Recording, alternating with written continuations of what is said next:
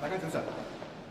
正如市場預期咧，琴晚美聯儲局咧係決定加息1/4厘，咁係今年嘅第3次加息，亦係2015年12月以嚟嘅第8次。咁金管局今朝咧亦係將貼現窗嘅基本利率咧係提高1/4厘咧，去到2.5厘嘅。美國聯儲局咧都好有機會咧係持續加息。咁我認為咧有以下幾個原因。咁第一咧就係美國經濟咧係受惠於大規模嘅財政嘅刺激嘅措施，咁咧佢短期內咧佢嗰個經濟增長嘅動力咧係會保持強勢嘅。咁第二咧就係美國嘅勞動市場、勞工市場都好緊張，咁失業率而家都係3.9%，咁可能會令到美國嘅工資上升嘅壓力增加。咁第三點咧就係能源同商品價格咧近期都係保持高企，咁例如咧油價咧係去到80蚊美金一桶嘅。咁第四點就係話，如果中美嘅如果全面落實嗰個加徵關稅咧，咁呢個可能會令消費嘅物品咧嗰個價格上升。咁以上先講幾個因素咧，都係會令到美國通脹壓力上升。咁美聯儲局自己佢個中位數預期咧，係今年咧仲會加多次息，咁而明年19年咧，亦可能加多3次息。咁當然啦，大家要留心啦，美國通脹同埋利率上升嘅步伐咧，係較市場預期快嘅風險嘅。咁講翻香港啦，咁港元嘅利率喺2017年即舊年嘅低位咧，係逐步上升。咁以1個月嘅銀行同業拆息為例咧，目前咧係2.2厘，咁同17年即舊年嘅低位嘅0.4厘嘅比較咧，係上升咗成係1.8厘嘅1.8%。咁其實大部分香港嘅銀行咧，近月咧都有先後調高佢嘅定期存款嘅利息。咁隨住香港嘅銀行同業拆息同埋嗰個定期存款嘅利息咧，係跟隨美國嘅利率嘅上升咧，銀行體系嘅資金嘅成本咧係已經有所增加嘅。咁因此咧，銀行界咧係預期最優惠利率同埋活期存款嘅利率咧，可能咧好快就上調嘅。咁如果真係調升最優惠利率咧，咁呢個係將會係過去12年內咧第一次加息。咁當然啦，銀行有各自不同嘅資金成本嘅結構。咁係咪加息幾時加息同埋加幾多咧，都係銀行本身嘅商業決定。而家現時全球嘅經濟情況同埋宏觀嘅金融環境咧，係為香港帶嚟頗大嘅不確定性。因為資產市場，尤其係樓市，會唔會顯著調整？中美貿易嘅糾紛會唔會惡化同埋持續？同埋美元嘅利息嘅正常化嘅速度會唔會較預期快？呢啲風險咧，都可能對市場咧帶嚟波動同不穩嘅。咁我希望市民咧係能夠提高警覺，加倍小心去管理好風險嘅。I repeat in English. As widely expected, the FOMC raised its policy rates by 25 basis points last night. This morning, the HKMA also adjusted our base rate for the discount window by 25 basis points to 2.5%. I believe the Fed is highly likely to continue to raise interest rates because, first, in the short run, the U.S. economic growth momentum continues to be strong thanks to the front-loading of the massive fiscal stimulus. Second, labor market conditions are tight, which could lead to higher wage pressures. Third, commodity and energy prices have been holding up, with oil prices currently at $80 per barrel. And fourth, the trade tariffs, if fully implemented, may lead to higher consumer goods prices. All this could lead to rising inflation pressure in the United States. The Fed expects one more hike this year and 3 times in 2019. However, there is the risk that inflation and interest rates in the U.S. may rise at a pace faster than the market has expected. The Hong Kong dollar interest rates have been steadily rising from the low levels in 2017. 1-month HIBOR is now at 2.2%, a rise of 1.8% from the low of 0.4% in 2017. Many banks have raised also their term deposit rates in recent months. With the rise in HIBOR and term deposit rates in line with the hike in U.S. interest rates, the funding cost of the banking system has increased.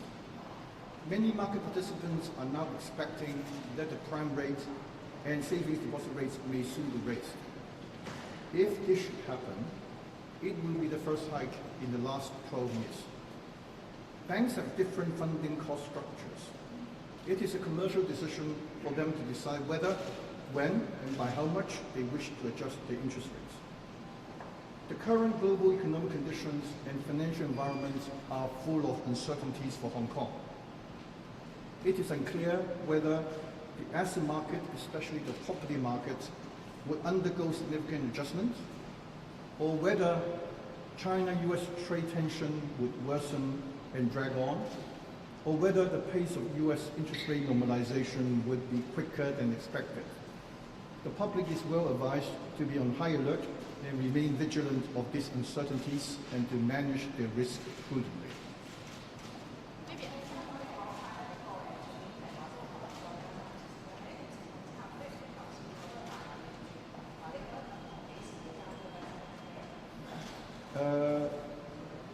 而家美國聯儲局嘅中位數嘅預測咧，係今年加多次，明年可能第3次啦。咁其實如果你係計嗰個佢預期美國嘅通脹率咧，係應該去到佢自己嗰個2% 2%呢個咁嘅水平嘅。咁美國如果加3次息，明年3次，今年1次，咁明都係3厘多少少。咁我諗呢個實質利率咧都唔係特別高嘅。咁我諗呢個係等於我講話美元嘅利息係從一個極低嘅量化寬鬆嘅情況去恢復一個正常化。咁同樣嚟講，香港嘅利息亦係從一個極低嘅水平啦，去翻一個跟隨利息去翻個正常水平。咁我諗呢個對整體嘅經濟同埋資產市場發展係一個健康嘅一個發展。咁至於銀行，頭先嗰度我講過，銀行加息佢本身係一個商業決定，因為銀行自己本身咧佢有不同嘅資金來源啦，咁佢資金成本咧雖然我話整體係上升咗啦，但係嗰個上升嘅幅度都唔好同。咁我諗佢哋自己要決定啦，考慮究竟佢係咪要加息啦，加幾多啦，同埋幾時加息。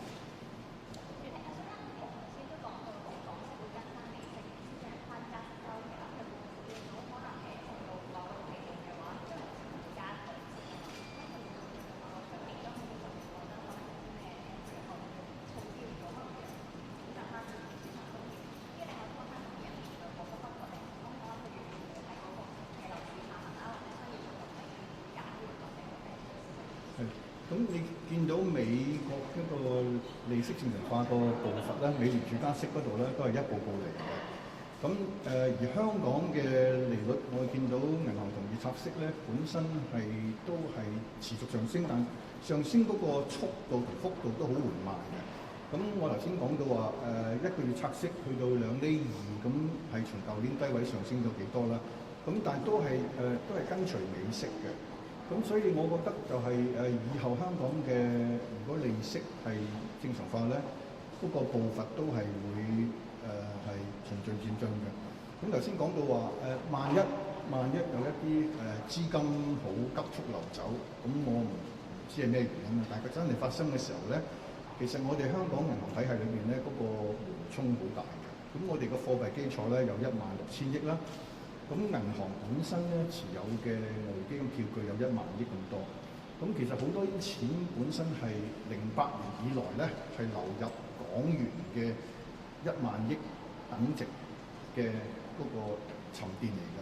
咁我哋而家見到資金流走咧，從4月開始咧都係1000億港元到，即係流入嚟嘅額咧嘅1/10。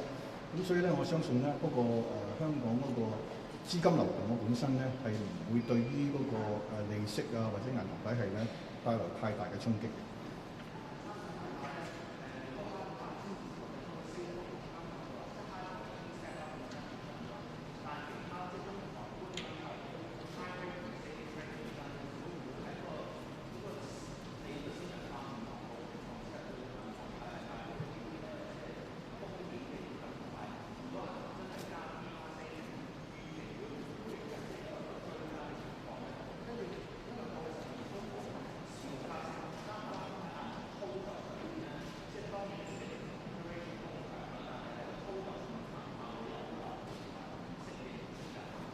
答咗你最後嗰個問題先。咁其實銀行本身嘅業務咧，就係經營好多係存款貸款業務啦。咁加息減息係佢本行嚟嘅，我唔相信咧，即係加息或者減息咧係對佢嗰個運作有咩嘅問題嘅。咁你見到其實喺美國嚟講，美聯儲本身咧係個政策利率咧，佢係主動嘅，佢就會調整啦，講咗8次啦。咁但係你見到美國本身嗰個利率嘅結構，當然同香港好唔同。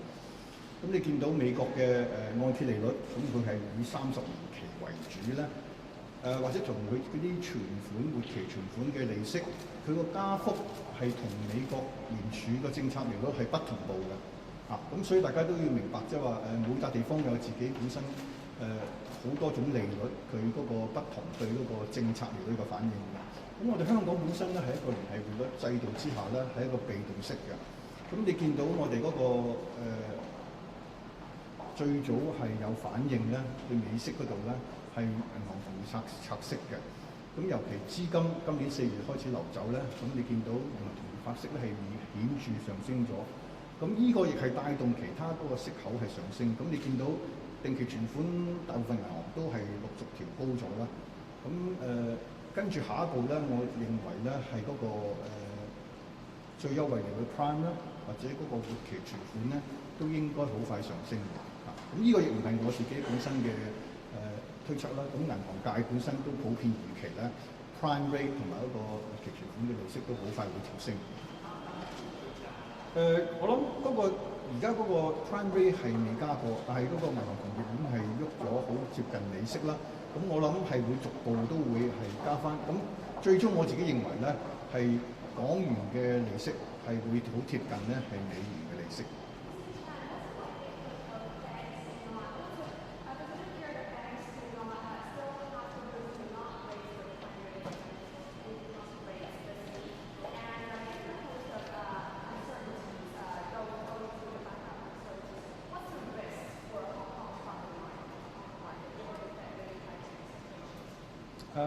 As I said already, it's a commercial decision for individual banks to decide whether they want to raise interest rates and when and by how much.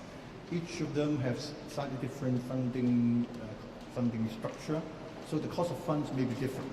So they may respond to the latest U.S. Rate hike slightly differently. So it's up to them. For the property markets, there are many factors affecting market developments. The fundamental factors include the supply of land, supply of flats, the purchasing power of Hong Kong, economic development, market sentiment, and also interest rates, more specifically mortgage rates. And if these factors should change, it is possible, it is only natural that the property market would respond to it. If you believe that property markets have evolved in cycles, then it's probably unrealistic to expect the market can only go one way, up and never adjust downwards.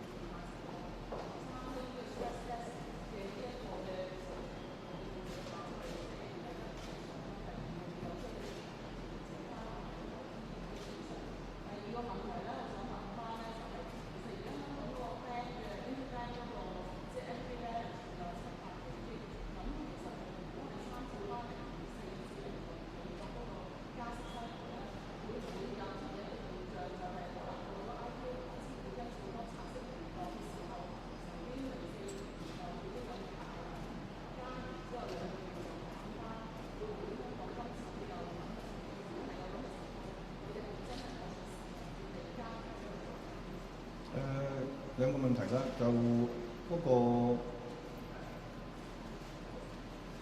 壓力測試嗰度咧，係主要係一個我哋對於信貸風險管理嘅措施嚟嘅。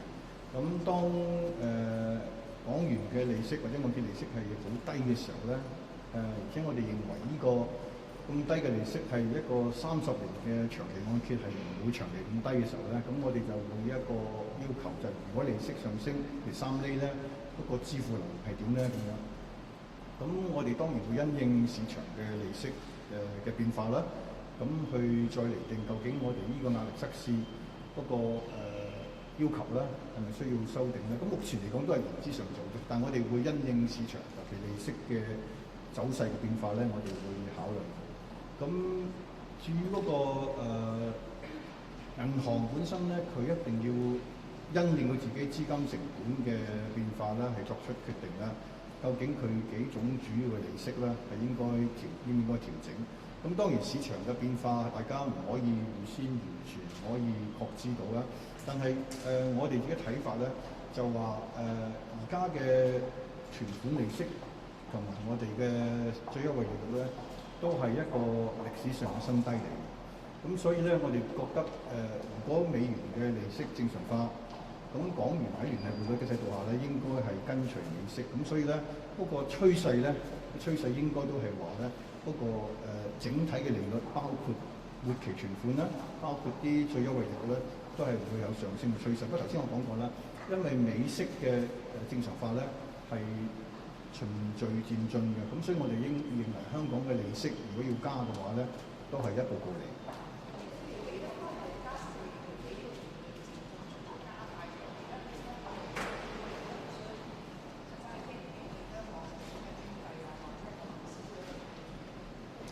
頭先我講過幾種風險啦，即係中美貿易嗰個糾紛會唔會惡化，同埋會唔會延續啦、持續啦，咁呢個係一個風險因素啦。咁另外樓市本身喺一個上升週期咁多年啦，咁究竟會唔會因為一啲因素，包括利息嘅轉變出現一啲調整咧，亦係另一種因素。咁我只能夠同大家講就話咧，係小心謹慎去管理好自己嘅風險啦。尤其對利率可能上升嘅風險，或者市場啦、資產市場嘅價格嘅波動帶嚟嘅風險咧，係做好自己嘅風險管理。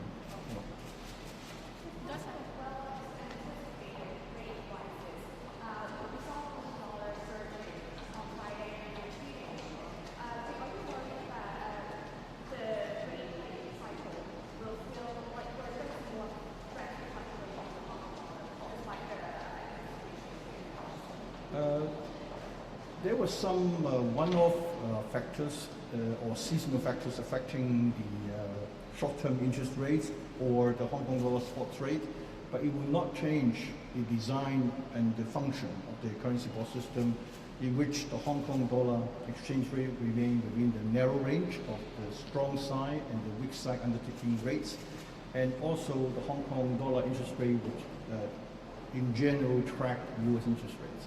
So those are kind of short-term, maybe volatility affecting by one-off or seasonal factors. I'm not worried about it.